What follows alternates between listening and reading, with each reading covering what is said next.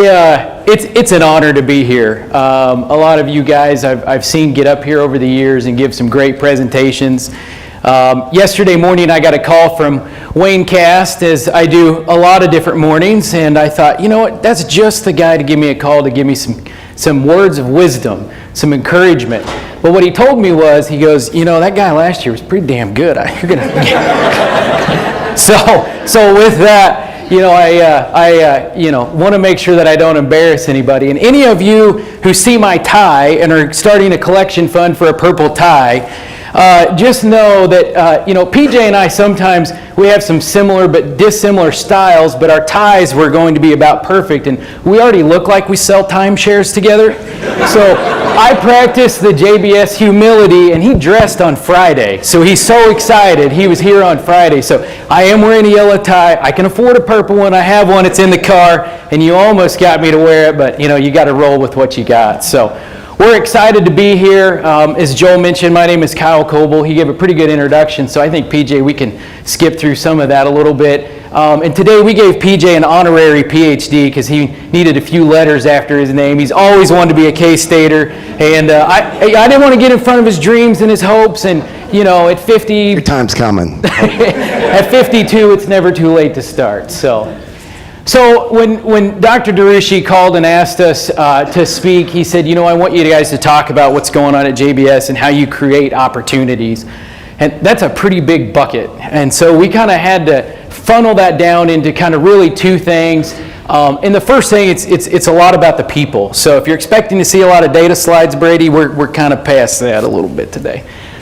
But as we think about the culture and the people and what we're trying to do at JBS, it does start with the people. So we talk about culture, we talk about development, growth, winning as a team, winning as a production system, and all the values that go in with that to achieve the goals on the pig side of having the best feed efficiency as possible, PSY, return on investment, profit before tax, all those things that make a good company what they are. And so that's really what we're going to focus on today. So who is PJ? Yeah, and I got to look at this to know. As bad as that sounds. Yeah, so PJ Corns, I grew up, born and raised in Southwest Florida, went to University of Florida, never saw a pig in my life until I got into this industry. And, as I reflected on this, I don't know how I got in this industry, really. And if you guys know the Honor system, Greg Sconyers, anybody know Greg? Well, Greg was my roommate at college, and I guarantee you he doesn't know how he got in this business either. So there's that. We'll get that out of the way. So, yeah, my formative years in the Smithfield system, and then went out to the Midwest, working through some large producers out there. And like was said, worked with PIC Europe, for Dr. Dominguez back there. Remember those days, right? 2012 through 2015, Technical Service Europe Director, and then moved off on my own. Still about 50% of my time spent with PIC through 2020, and then something called COVID hit. We'll talk a little bit about that in this discussion. And came back to the U.S., I believe we said in 2021. Okay, so why are you, did you see him? He's mouthing. I'm just making sure he doesn't forget. Yeah. You're getting to the age. Yep. So Joel did a really good job of introducing me, so I won't spend a lot of time on this. I was here a few weeks ago, and I was telling Joel, I remember the first time I was here at K-State, and I had to give Joel reasons. And so for those of you grad students, I felt that at 16 years old, I had to give Joel a set of livestock reasons, and I bombed it, and he let me know. So, grew up in Kansas, the gateway drug called show pigs, went to Oklahoma State. In South Kansas, it's a lot of Okies that are in Kansas. Went down there and worked at the swine unit for a guy named Kim Brock. And really didn't feel like I knew enough, probably still don't know enough, and had the fortunate opportunity to come to K-State to work on my PhD. And I know Jeremiah and some of the other folks probably feel the same way, but I'm pretty glad that we came through when we did, because there's no way in heck we would have gotten through with the talent, especially that we see today. But it was a great group. I think it was about the third week I made the mistake and I told Joel that I was bored. And boy, did he fix that. He got me a second job working on the data and research with Dr. Hasted there in the back at New Fashion. Did that through my grad career, and that ultimately led into a job working under Dr. Hasted for about 3 years, nutrition, production, a number of things, and then came to JBS in 2018, exciting time. It was one of the last production systems to really internalize nutrition. And I remember talking with both of my bosses at New Fashion about my career choice change, and they said, why would you want to do that? JBS who, on the live side? Weren't really known for being that great at pig production. And so that's what we're going to talk about, is how we in the team, this has not been a JBS, PJ and I thing, this has been a team thing, and we're going to talk about how we got there. You need to know about PJ and I's relationship, though, to fully appreciate what we're going to talk about. Disclosure, I love Kyle like family. We'll get that out of the way, because it's going to go bad. So PJ started in 2021 in the height of COVID, and I knew who PJ was. He's well known in the industry, but I'd never met him in person, and I told my boss, I said, I'm going to fly to Amarillo, and I'll just ride with PJ to the farm there in Dalhart every day, and we'll kind of learn each other. And I remember him telling me this just like it was yesterday. He said, do not take any of his time. And I said, okay, all right, I'll just ride with him, we'll eat breakfast, and we won't talk all day long. He needed to spend time with his team. I had plenty of things to do. In 24 hours, this is where we were at. So this is at the Coon Rapids Memorial Hospital in Dalhart. If you're looking for health care, no offense to anybody in the Panhandle, but don't go there. And PJ is going to tell you a little bit about how this transpired. Yeah, so this story, and I'm a little rusty here, so this story now, every one of these has been part of this story in one way or the other. There's one of these things that's false in here. Kyle, hit the next one, because I don't know where we're at. Oh, yeah. So Kyle, I get a call. Where are you from in Kansas? Ark City. Ark City. I get a call at 3:30 in the morning, and it's Ark City. And I don't even have him in my contacts. So it comes up, and I hung it up. And then it called back 30 seconds later, and I'm like, this is a crank call, right? So I'm going to pick it up. And it was a crank call, because the guy says, I'm not doing good. Can you take me to the hospital? So I'm like, all right. I'm like, I'd absolutely love to take you to the hospital. No problem. Who the hell is this? and he says, it's Kyle. And I'm like, Kyle who? He says, Kyle from last night. So anyway, God, that sounds terrible. So anyway, I started out with I love you. That was great. So anyway, Kyle comes down off the elevator, and I expected to see an arm missing or a knife in the skull, and he's fine. He just walks down, and he's like, okay, let's go. And I'm like, man, I've read about guys like this. This guy needs friends, But I was wrong. It was the beginning of what was kidney stones. So we get to the hospital. We're the only ones there. Kyle gets signed in, and I sit down. And an ambulance pulls up, and they wheel in a lady, older lady, and she's not doing good, okay? So I'm sitting there, and they pull her right there in front of me, and I'm sitting there because I didn't want to go in with Kyle. And I look at her, and I said the dumbest thing I think I've ever said in my life. I said, how you doing? And then I said immediately, don't answer that, you look terrible. And then I felt bad at that, so I ran and joined Kyle, and then they took her behind me, the how you doing lady, and there was a lot of activity over there, and I was with Kyle, and then the kidney stones kicked in. And then I listened to that for about his crying and whimpering for about a half hour, and he was curled up in the fetal position. I said, Kyle, I'm going to go take a walk. And he was like, just go. So I was going to make things right with the how you doing lady. So I go over there, and I poke my head in, and I'm like, holy gosh. And I didn't use the word gosh. The how you doing lady's no longer doing at all. She's gone. She's dead. And they had the sheet pulled over. You've heard this story. Just like in the movies, they had the sheet pulled over. And at that time, I wasn't thinking about her. I darn sure wasn't thinking about Kyle yet. Because You know me, Dr. Tokash. What am I passionate about? Day one pig care. Day one pig care. That's what hit me. How could I, if I lost Kyle, how could I go to any of our farms and say, hey, let's talk day one pig care, saving pigs? They're going to go, this is the idiot who couldn't keep a nutritionist alive. So I had a goal, keep Kyle alive.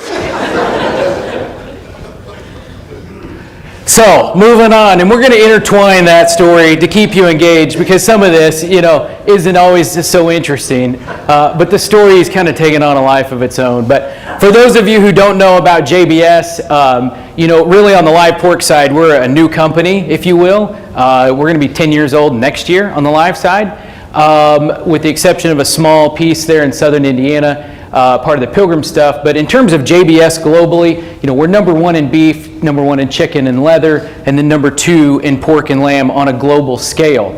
When you look at our global profile, we were founded in 1953. We are Brazilian by birth, Jose Batista Sobrino, and we've got 275,000 customers that get fed by 500 production units in 20 countries.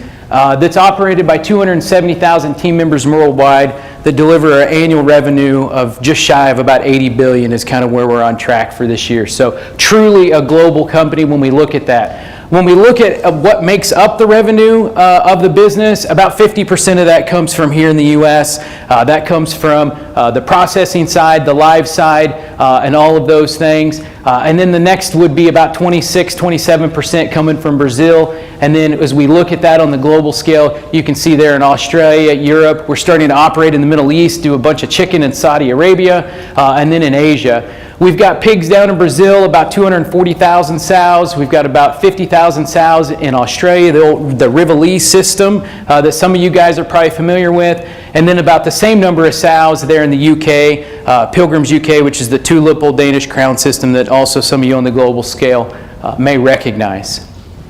Truly global company. You can see some of these brands up here. Some may be familiar. The one that's real familiar to a lot of us here in the U.S., the Swift label. You see that a lot in Costco. The adaptable meats, our friends down in Australia, the Great Southern, and Wild Fork, our boutique operation that kind of took place through COVID, online buying. And won't go through all these, but point out the Ciara. So that's the 250,000 sows. Branded brand down there, and our CEO this week spent a lot of time, well, not a lot of time, but talking about that Ciara label. Back in, 2012, this label was seen as a very low quality product. Today, consumers consider this one of the highest products of any in Brazil. So again, kind of a feel for the company. And again, it's a company of acquisition. Started back in '53 by a gentleman named Jose Batista Sobrino. JBS, okay? So we got that. Took me a little while to figure that one out, but I got it. Through the Smithfield beef, and you can see what Kyle was talking about, 2015, really it's been 9 years since the birth of who we are. JBS pork coming through the Empire Packing, and then 2 years ago, we took on the Tri-Oak system there in Burlington, Iowa, about 58,000 sows, and who knows, we are a company of acquisition. Our CEO says if the acquisition makes sense, and we are very integrated in things like cans, we just discussed that the other day. Just learned we make butter. Huon down in Tasmania, huge business for us. If we see the right opening, we'll make it through acquisition. So as we look at the overall structure, and we are going to get to some live pork things, you have JBS USA, and really it controls everything outside of Brazil, with the exception of some things in Italy and the Netherlands. But you've got all these business units that are ran out of Greeley, Colorado. That's where our corporate headquarters are. That's where I live. And you've got all the beef, the carriers, JBS Australia, Pilgrim's Pride on the poultry side. And then in the pork, you have the fresh side, and then you have the live side. Dr. Matthew Turner, who couldn't be here today with us, maybe he just didn't want to embarrass him, maybe. But if you look at live pork here, Dr. Matthew Turner leads that group at PJ, in which I report up to him, and that's the whole side. And so that's how we fit into this whole big structure of the business. It looks big. you know, we're big by numbers, but we operate like a very, very small company. You can walk up and talk to Wesley Batista, who's our current CEO. He's the grandson of Wesley. It's a very, very, very flat level managed company, even though on the scope of things, it's pretty impactful. We've got 5 packing plants here in the U.S., about 19% of the market share, 90,000 head a day is what we process. And here's where those facilities are located. Some of you producers in the audience probably have sales going to these plants. We've got Worthington, Minnesota, and Marshalltown, and Louisville, which is a part of the original Swift and ConAgra business. And then you've got Ottumwa and Beardstown, which was a part of the Cargill pork acquisition. And most of the live pork pigs go to these plants in Louisville. Louisville is our single shift plant. And then we have a value-added plant here in Pipestone, Minnesota that came to us during the COVID pandemic. They do some packaging, some ground pork, some of those types of things. We're coming back. Where does this one go? Oh yeah, so if you can imagine, how you doing, lady?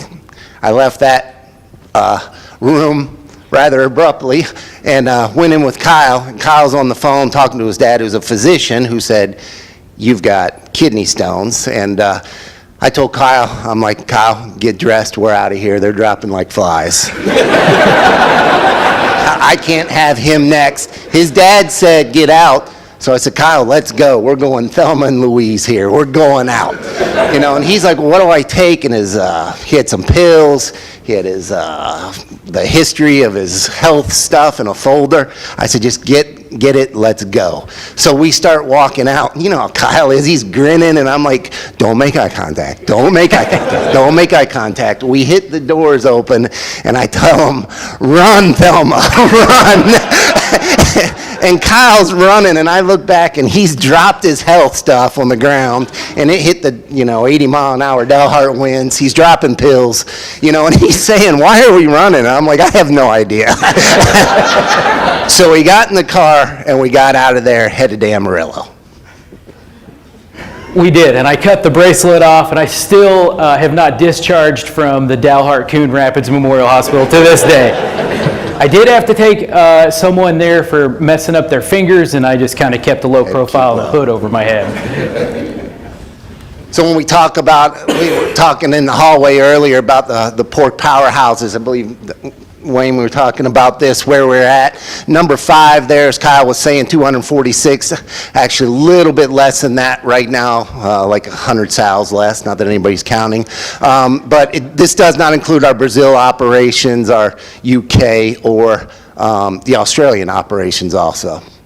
But as we looked at that, we kind of sat down and said, let's look at who the best is in the U.S. and the world. And when you looked at that, when we did an honest reflection on that, it was kind of those producers who are in that 25, 70,000 range. And we're like, how can we replicate that to keep our arms around it?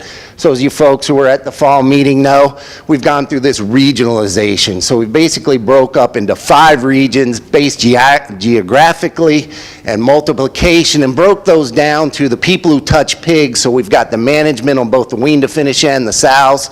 We've got our own regional vet staff. And what was real important is all those are important, but was to have a dedicated pig flow for those sites. And then we have the shared services. So that's kind of where Kyle and I fit in. And as Dr. Turner says, we are the tie that binds those regions together. So we've got that. Now it would include accounting, safety, merchandising, genetics, things like that. So again, those are shared services.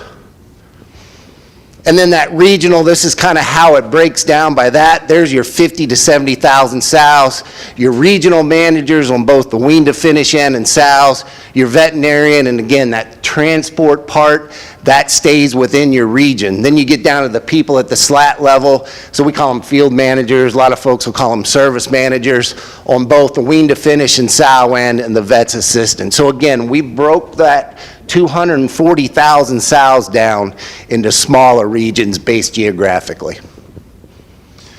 And this is kind of how that looks. So Kyle and I were looking at this map last night, and we said if anybody wants to meet us, meet us in Wichita. It's right in the middle.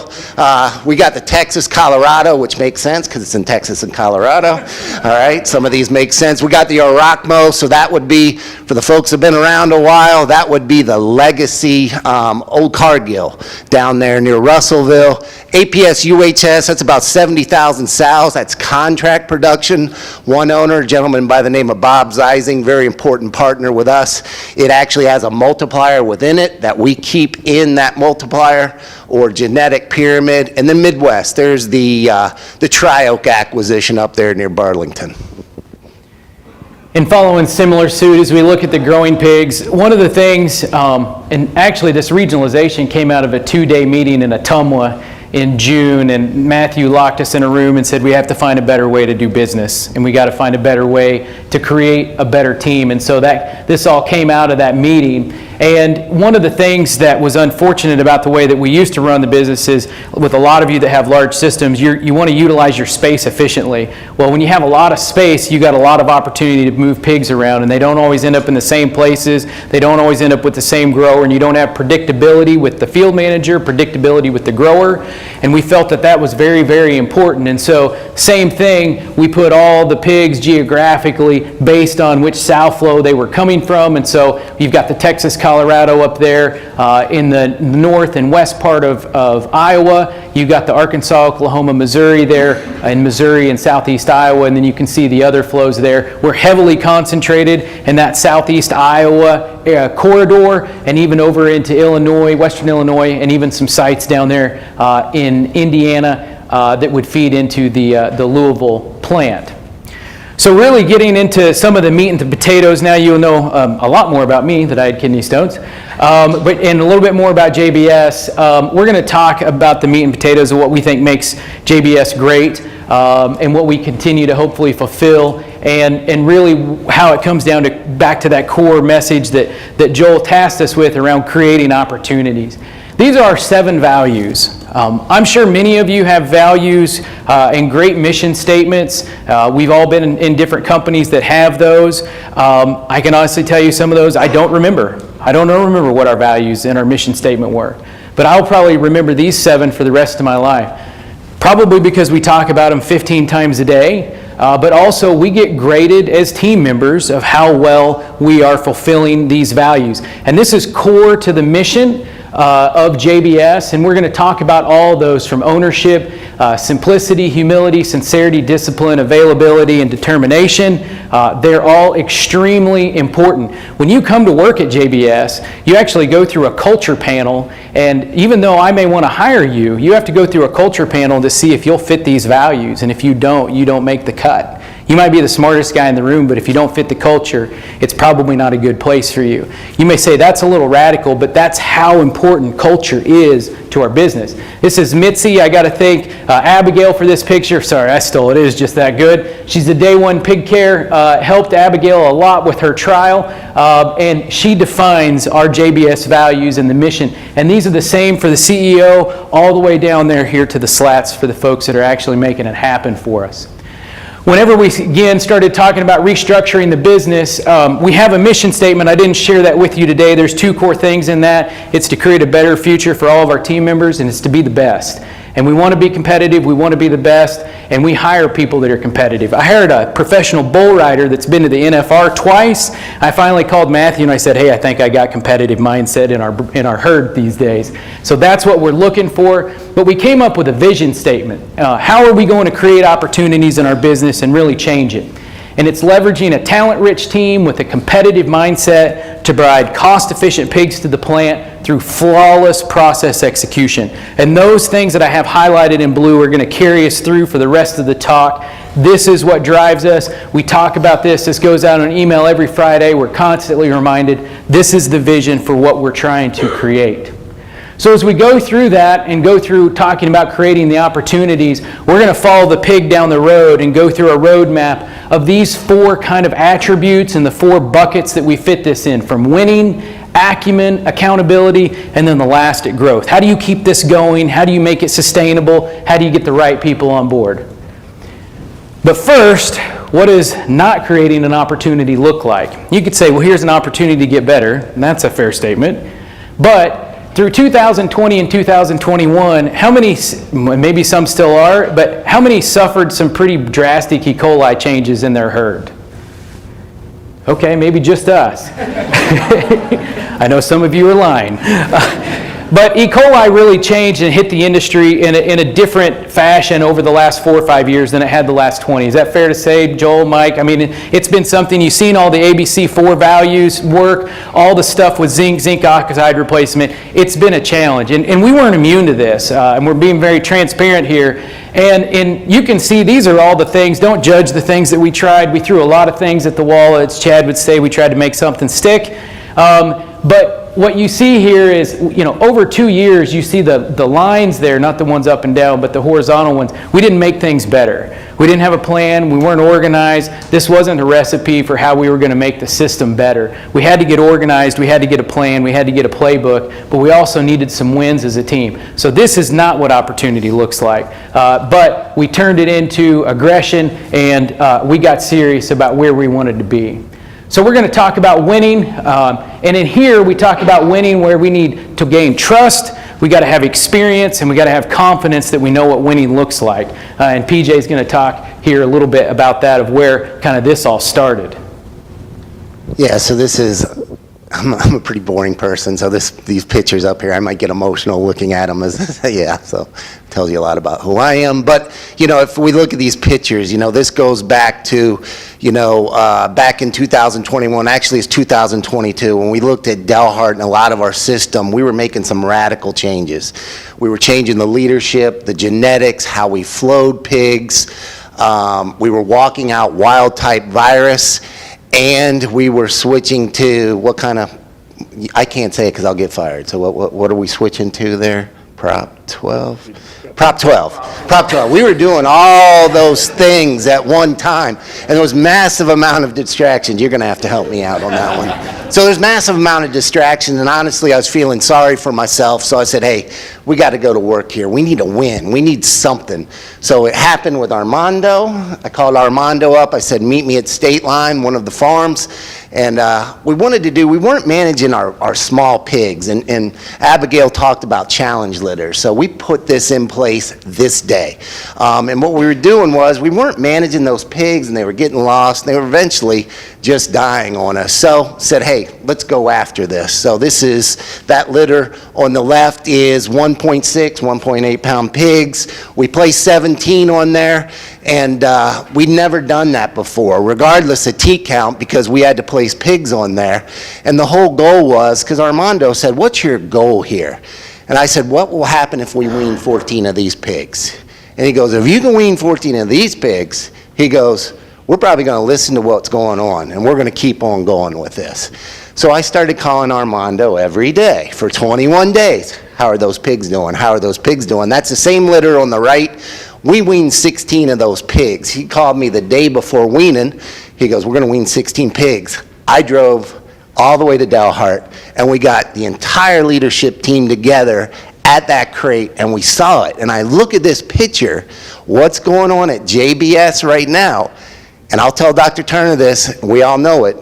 It started with this litter. It started with showing people what could happen when we win, and Delhart's, it's a freaking machine down there right now. We look at other things, Kyle did this November before I got here, 11th, 2018. We went from the archaic edges of what you could do with feed ordering to switching over FAS overnight. 1,000 producers, 24 feed mills, and there was a lot of concern. I wasn't there. I still hear it to this day. It's like, man, you guys had a lot of guts to do that. 2 weeks later, growers are ordering feed. It's organized. It's making their life better. It worked. It was a win. We followed this up with camera counting on sow farms. We got people said, we don't trust this at all. Every one of our growers that we put that on said that's one of the best things since FAS we've got. We built off of those wins. I don't know how that got in there. I don't even know what this is. Kyle said, I apologize to any BYU fan that's out there. So Kyle said this is winning, so I don't really know what it means. So we had some wins. We had some wins, and we had something called confidence, you know, so we had some confidence in what we're doing. So we looked at this, and I swear this isn't because there's a lot of feed talk today, which has been awesome, but we said, what's our next step, you know, and our next step was, I knew, Francisco, we know, right, when you get body condition right on sows, and thank you, there's a lot in that, we don't have enough time, but when we get body condition right on sows, good things happen. And I just said, hey, we're going to go after putting 80% in there, and our conversations will change. We executed this plan because they knew we wanted to win, and we knew the plan. And I went all the way back to the very first body condition tracker that we did. And Delhart tracks every sow, breed 30, 60, 90. So we look at those. It's 3.5 million data points a year. And that's back when we were where we were in 20. You can see, and we do ideal thin and fat, you can see we had variation there, and it was killing us. Today, the last one, the entire Delhart, and that would jibe with what you were showing. On a bad week, we're 86%. On a good week, we're 92%. Ideal sows, gilts, going into farrowing. And again, we've made that, Kyle said it, very predictable. We've created a machine there. And when we talk about Delhart, there's been no farms beat up like Delhart. Delhart's well known for being kind of the laughable loser down there for years. And back when we started back there with the production type change, Prop 12, we had a little bit of a learning curve there we went through, and then things were looking awesome. We had all our SOPs in place, we had our leadership in place, and they said, hey, do you think we can do 26 PSY? And I'm like, we're gonna do better than that. We're gonna do at least 28. It's the worst mistake I could ever made. About 2 weeks later, we got PED. We lost 5 weeks worth of pigs. Yeah, they had suffered PED before, back in 2015, and it took them 4 years to get out of it. And a lot of those same people were looking at us to say, hey, what are we gonna do? They created a mantra there, because I was feeling bad. You know, I'm the one who said we're gonna do 28, and they said, stick to the plan. Stick to the plan. On the back of Dr. Darren Madsen, he said, we're gonna clean this up in 16 weeks if we do everything right. And they went to work, cleaned it up in 11 weeks. Today, Delhart has gone up 12 PSY in 4 years.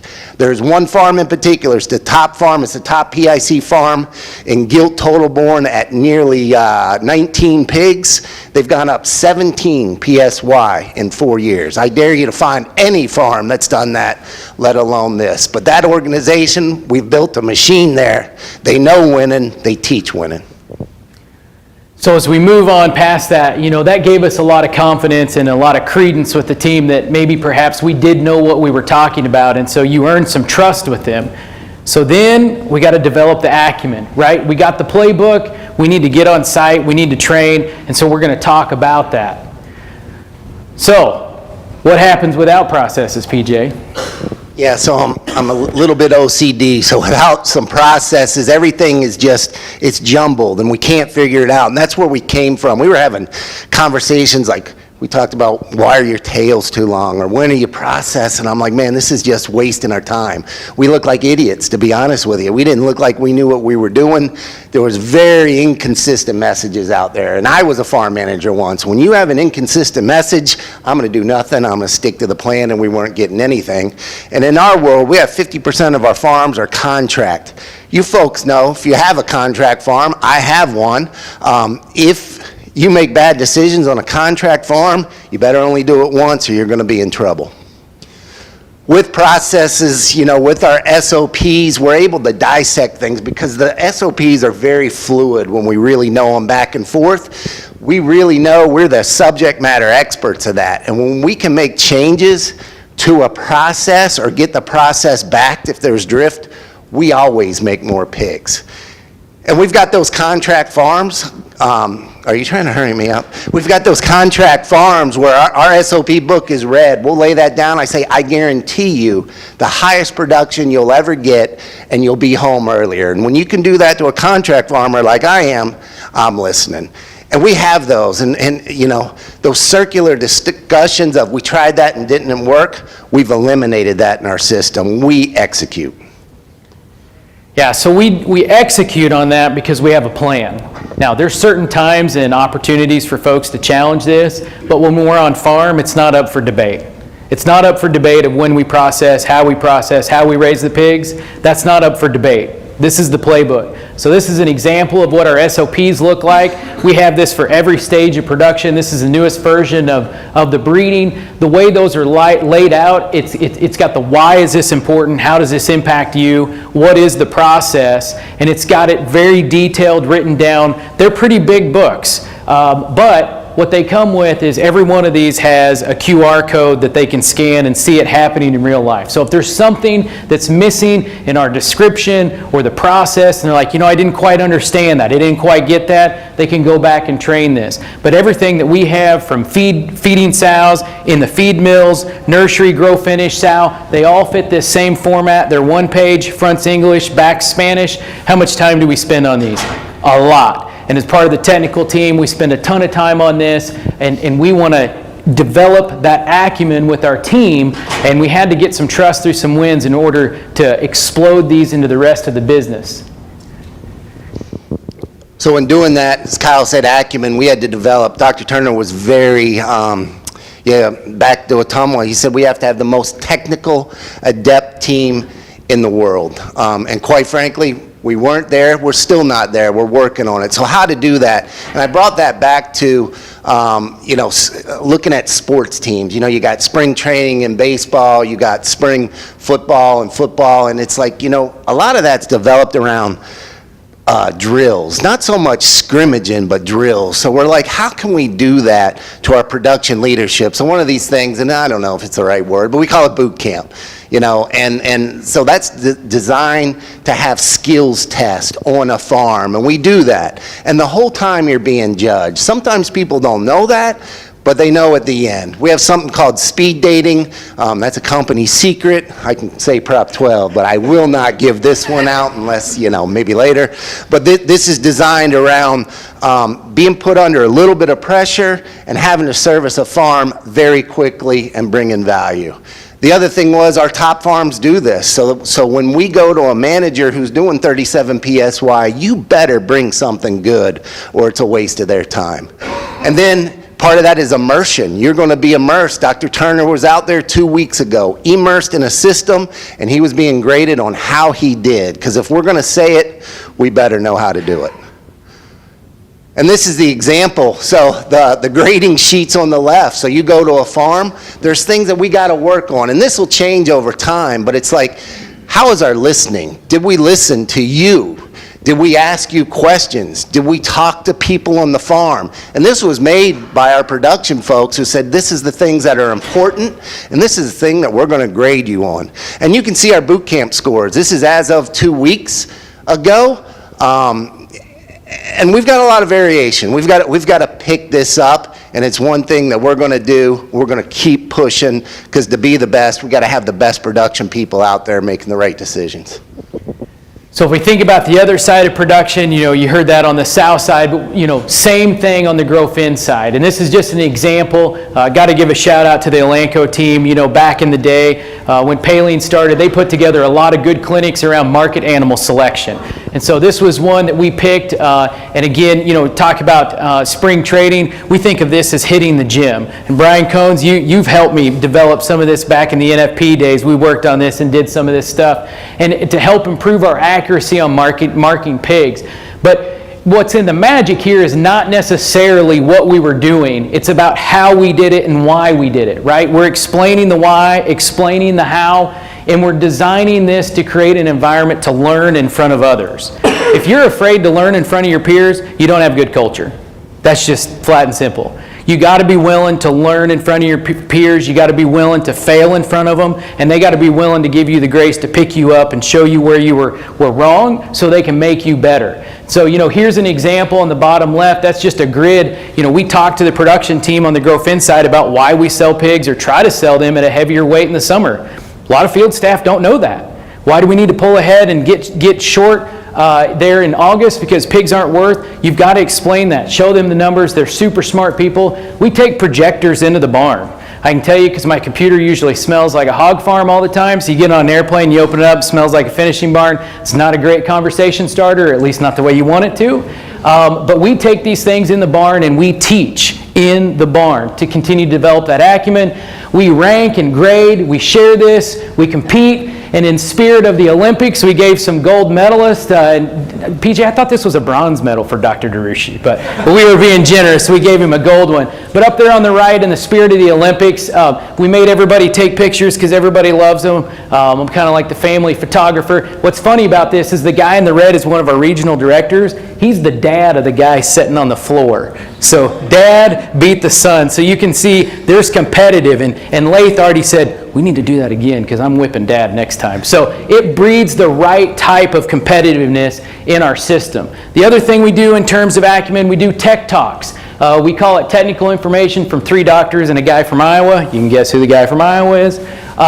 And that's from Dr. Turner, Dr. Ross Keeney in charge of Grow Finish, and myself. And it's a news feed on technical information. Try to get grower engagement, push an agenda, address the largest concerns of the moment, and to calibrate what our response is. Don't let things just fester out in the field and people create their own narratives about what's going on. You got to control the message sometimes to help people recognize what's working, and it's technical. It has to be technical. It can't just be, hey, it's summer, pigs are going to grow slower. Tell them why. What's going to happen, right? You got to be technical on those things.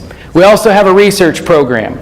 We complete about 15 to 20 academic quality research projects. We've got to credit K-State with this. They help us a ton with this. But we work on things, in production, nutrition. You saw Abigail's work, Rafe's work, Johnson's work, all of those things. And we do partner with a number of universities that you can see there. But things have to have an ROI for the people or the business. That's step number 1. Step number 2 is, can we even implement it?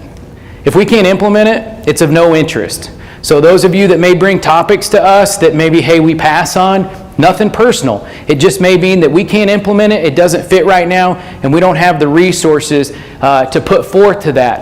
And the other thing is radical transparency, right? If we're going to create a technical team of experts, you got to show them the good, the bad, you got to let them question it. This is an example on the right. This is Abigail's work. We put it in a 1-page summary, and that goes out to everybody in our system. The accountants, HR. Sometimes HR knows more than you think, PJ. HR, all of the field staff, everybody, they see all the data. We don't hide this. Radical transparency creates that technical acumen.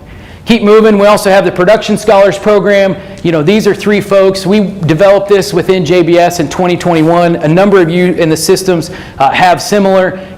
We feel like the purpose of this is to get the graduate students and other types of students, for that matter, a day in the life of production, right? They complete a research project, but it's really about being on farm, right? So we've got the 3 pictures. You've got Abigail, you've got Rafe, and you've got Johnson. They all live near or on the farm, engulfing themselves in that. And I'd like to think that it's life-changing, right? They kind of come out different students than when they go in, right, Mike? We've talked about the changes that this has in the students, but you can see from the data they create, it has a big impact on us too. We couldn't do this without them. Open your doors to the university, to the students. They will make changes, and things will get better. Coming back. Oh, yeah, okay. So obviously this is new to me. Yeah, so this part, so we're headed to Amarillo, going to a clinic. And again, this is right in the height of COVID. So we get to this clinic, and I'm walking with Kyle. I've saved his life now, so I'm like, I'm done. I need to get out of here. So we go up, and you can't get in. So I'm looking in the window, and there's 2 nurses coming towards us. And again, I'm thinking, how can I get out of this? So they come in, they meet Kyle, they know he's coming from his dad, and they say to me, the nurse looks at me and she goes, what's your relationship with Kyle? And I'm like, ding, ding, ding. Here's my opportunity, you know?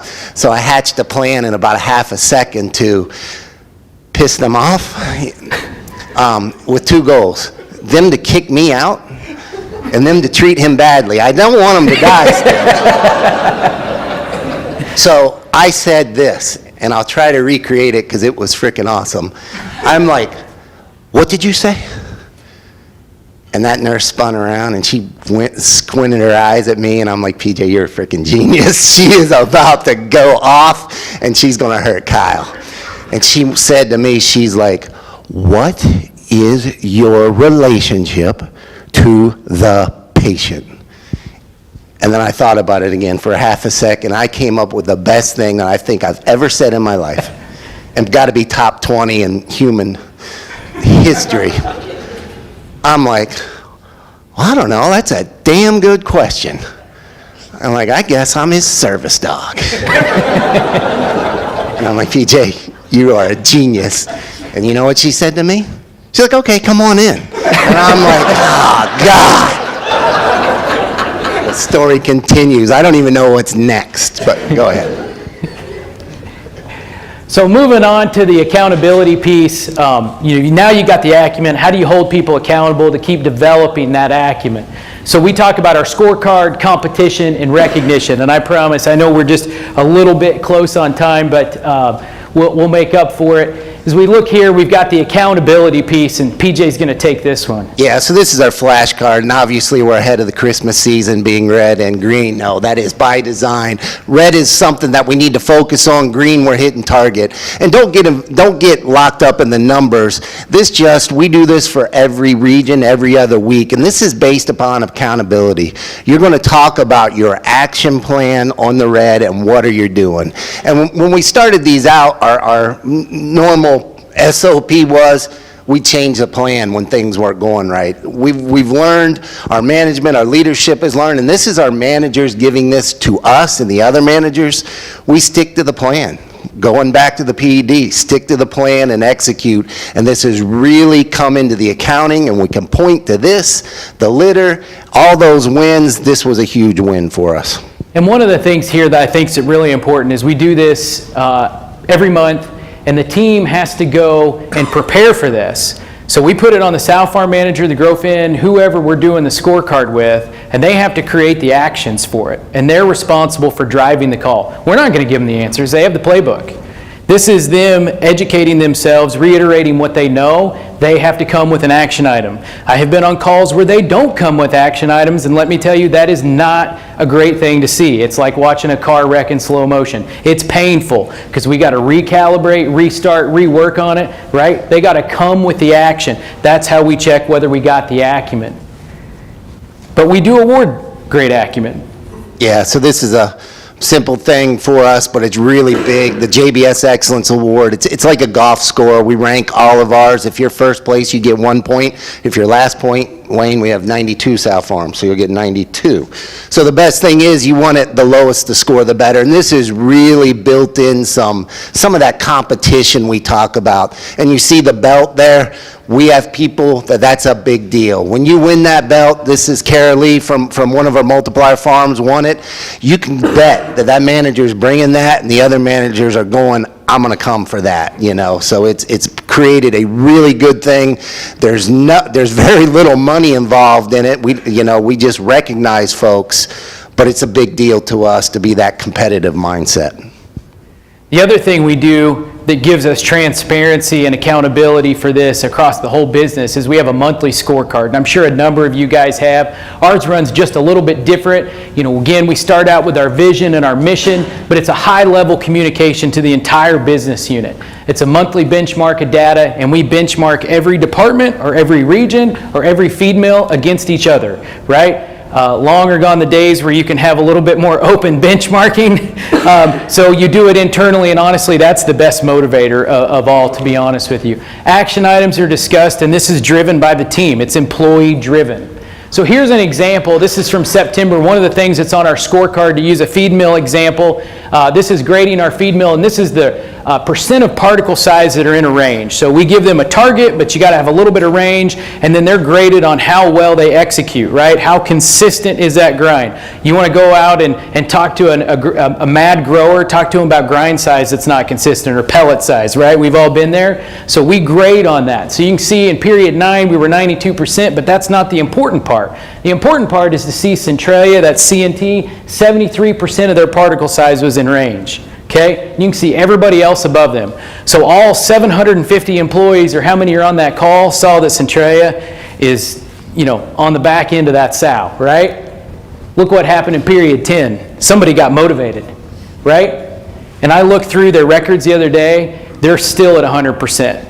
So this drove immediate change, because this isn't meant to be humiliating. This is meant to drive competition and improvement. And that's exactly what this did. They didn't get humiliated, they got aggressive. And they took this, they took and changed, they put it in, now they're sitting at 100%, and now Bushnell's all upset. I guarantee you they're going to start motivating. And it's just going to be that repeated cycle.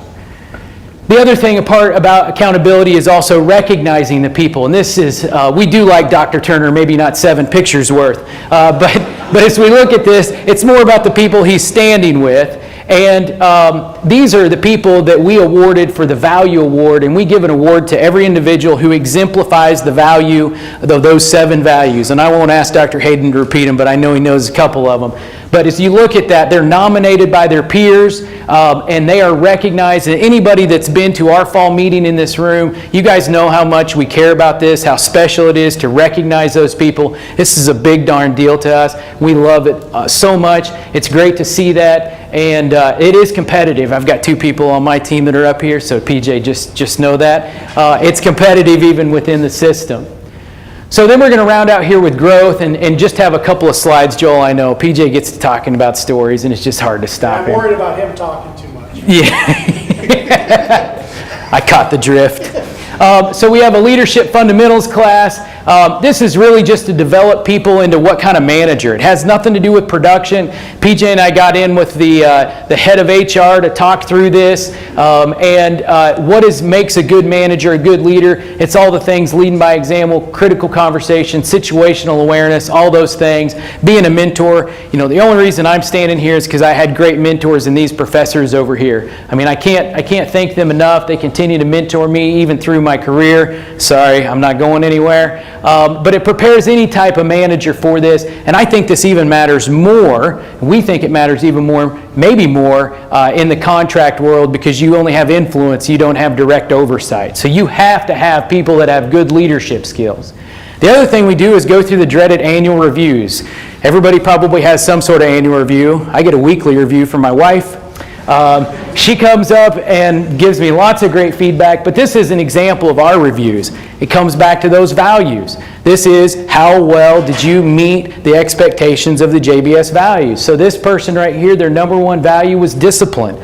Right? And so that's how they rank. Depending on how you rank with your KPIs and your value score, that puts you in one of those lovely 9 box, and that's how we pick the next leaders and the next generation of our business. And my wife, Ashley, she's one of the greatest people ever, but she loves to read my annual review, and she goes through and goes, oh, that sounds right.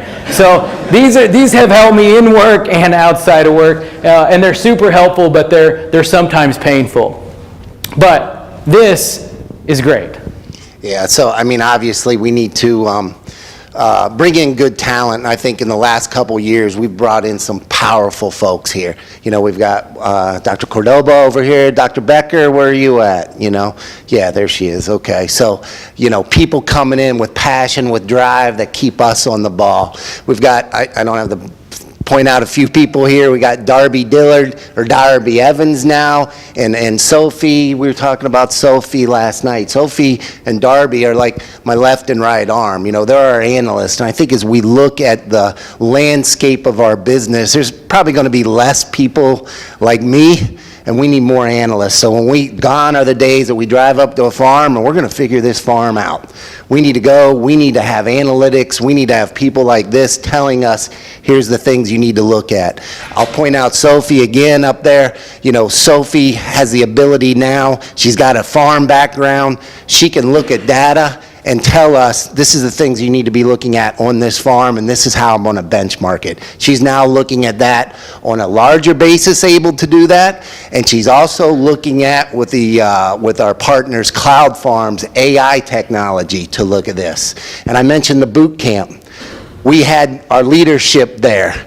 We also had a laptop there. That was our AI, who was looking at the things that we were looking at and feeding us information back. And I gotta say, it scored better than the majority of our people on what it was saying. These are the things that you should be looking at. And oh, by the way, these are the SOPs you need to be looking at to do that. And we couldn't do it without these folks, and we couldn't do it, I'll say it again. My goal, I know it, to my boss, I'll be reporting one day to Sophie Brewer. Yeah, and I think, the other thing that comes along with this is just, making sure that you retain good talent. Culture comes into this. If we don't have a good culture, they're not going to stay, but we got to support them. We got to get out of their way. We got to motivate them, give them an opportunity to spread their wings. And I think this year we've hired, it's been over 100 people, and I think we've had 64 promotions. So when you talk about a company on the go, we're finding the people, we're putting them on the right bus and on the right seat. This is big, and you can see this is a young team. Again, yeah, we're all going to be reporting to them. I know the two that we've hired here out of this group, they totally surpass me. So wrapping up, what are the lessons and visions for creating opportunities in a large system? And I did use AI to create up a bunch of pictures of PJ with the glasses. So if you see those, and I didn't hand draw those. We just sat on computer and say, can you give me a pig with glasses? Can you make them white? Can you make them a little? On. So all of those things. But the first, again, is culture, right? This is from our annual meeting. Some of you in the room that are allied industry partners, you guys are in this. This is a big group. It's one of the funnest things at the time of the year. These are 7 values, and those are the people that live it. You got to have good culture. You got good culture, you'll keep people, you'll go somewhere. You got to have technical acumen. You got to get in the barn. You got to teach people, but you got to be experts. You got to know what you're teaching. You got to have good information, whether it comes from research, whatever it is. Don't debate it, implement it. And you can see there's PJ. He's grown up a little bit. He had little white glasses then. Now he's got big white glasses, so he's grown up a little bit since then. This is a few years ago. But you got to have the technical acumen. You got to have the accountability. You got to be able to measure how well we're teaching the acumen. So again, we talked about the particle sizes in range. Well, at the end of all those slides on our scorecard, we ranked the mill total on all of that. And you can see our Oakville mill sitting here at 17. I can guarantee you those other mills, they are plotting to come back with a vengeance. And you can see down here, we held a session to let those guys try to determine what they needed to do. When you give them this accountability, get out of their way, they'll drive results. And the last one is growth. Yeah, we look at success here, and this is a kind of a canned thing here, but it's not that straight line. If you look at, if we look at our adoption of Prop 12, a lot of times we took 2 steps back to get 1 forward to where we are now, and that's how growth really looks. And if you think about this, if you bring up if I did this right, kind of looks like Delhart, doesn't it? We're all over the place. We learned from PED. We trusted Dr. Madsen. We said, we got to bring it out. I said, boy, I sure wish you wouldn't have said 16 weeks. But he's like, we did it in 11. We got trust. That's what real growth looks like. And what's the last one here? Okay, yeah. So, where to go with this? So I was listening to some interns once telling this story. They didn't know I was in the story. And I heard them talking, and they're like, yeah, and there was a Mexican drug cartel. And I'm like, that's not right. But I let it go anyway. So that's the one that isn't. The opioid dealer, so this is where this gets really shady. So Kyle gets released out of this clinic, and they bring him out, and I saw a lot more of him than I wanted to because he just had that gown on, and he was grinning, and they set him in my car, and he's got a beer pitcher or something, and I'm like, I don't know what that's for, But I sat in the car, and he's in the back right, so the whole time I'm looking at him, sitting back there, and he's grinning, and he's got it off his shoulder, and I'm like, man, and I'm just looking at him, and I'm like, you got something to say, Kyle? And he's like, PJ, can we go to a pharmacy to get my medication? And I'm just like, oh, man. And I'm looking at that picture. And he's like, PJ, can we? And I'm like, Kyle. I'm like, it is assumed if there's only 2 people in the vehicle, you don't have to continue saying my damn name. I'm like, we'll go. So I went, and he's got 6 or 7 of these. I go to a Target, I lay them out. Well, very long story short, they can only fill one out. And I'm like, why? And she's like, they're opioids. And I'm like, what, so why can't you fill it out? And she's like, well, we don't want to enable, somebody selling drugs out there. I'm like, so you're calling me a drug dealer? Anyway, so then I say, well, what am I supposed to do? I've got 7 of these. And then she goes, well, you're supposed to go to other pharmacies after this. And I'm like, so the only requisite to being an opioid dealer is the ability to drive around to different pharmacies. And she said, I'm not going to tell you that. And I'm like, you just told me that. So I pull up to a CVS, and you know how they have the entrance on the corner? I just pulled right up there because I wanted everybody in there to see Kyle and his naked butt in the back of my car. And I walk in, this place is oozing COVID. I mean, you remember Amarillo? I mean, it was making like global headlines, and I didn't care. So finally got up to the pharmacist, and I said, look, there's this guy I met last night. And sometimes when you say the wrong thing, it works in your favor. So I said, look, there's this guy I met last night. He's a nutritionist. And as I look back on it, I don't know why I kept saying that, but I said, look, there's a guy I met last night. He's a nutritionist. He's half naked in my back seat. And I said, he's got a beer pitcher of his own urine. I said, would you please give me this medication? And she looked over her glasses and she goes, that's all I had to hear. The lady next to me kind of cocked back because she was looking at what this was and was looking at me, and you know what I told her? How you doing? So to wrap it up, that's how PJ and I met. And I let him poke fun at it because 3 days after this, still being somewhat challenged health-wise, I got engaged, and that was the greatest day of my life. And because of all the opioids, maybe I had a little more courage. But this starts PJ and I's relationship. And when nutritionists talk about how they operate in production, good people want to work with other good people. And PJ's made me a better nutritionist. I taught him the difference between gestation and lactation feed. But this is I taught him what NFSAUD AI. I taught him what PCAI stands for. You don't even know how to spell PCAI, but this is how our phone calls go. We start our phone calls about 5:30 in the morning. It's all about culture. I trust him when he says something wrong. If I tell him something's wrong, you got to have good people. You got to have good camaraderie. But this is not just PJ and I. This is JBS. This is who we are. This is how we work. I appreciate all of you guys, your time. Thanks for sticking around a little bit longer. Thank you for inviting us. We appreciate it. Hopefully you learned something. Thank you.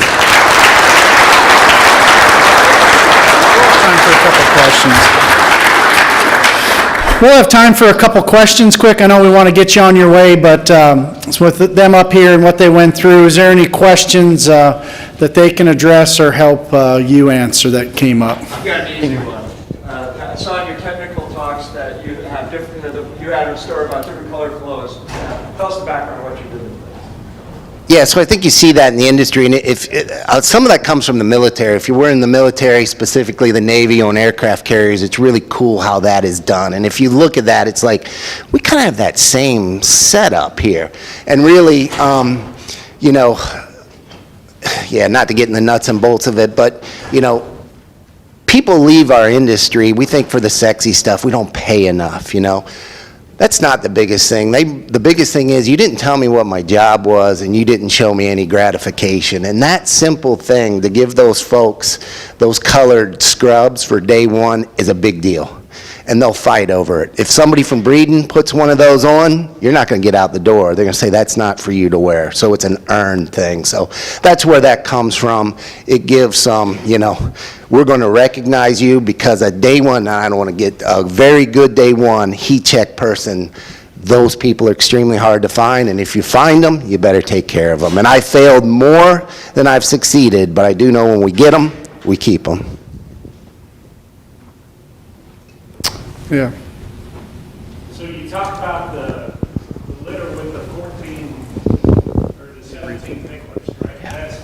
That's innovation. So how do you balance process versus innovation? So the question was, how do we balance process with innovation. So allowing creativity on the farm? Is that maybe your question? So, we talked about our SOP culture. When we're on farm, we don't debate the process. That's not allowed. There is a process to go against that, and that's a conversation we'll have a time or two during the year, and we'll work on research. That's where the technical team comes in. We should be observant enough on your farm and in the facilities enough that we understand what the challenges are, and we take your feedback and we go and act on that. I have about 200 nights a year in a hotel, and it's not because I love staying at a Days Inn. It's because that's what it takes to get in front of the people and drive change, and we should be situational awareness. We should be aware of what your challenges are. We drive the innovation, and then we reframe the process. But, call it a tough school. We don't allow you to debate the process on farm because you got to execute.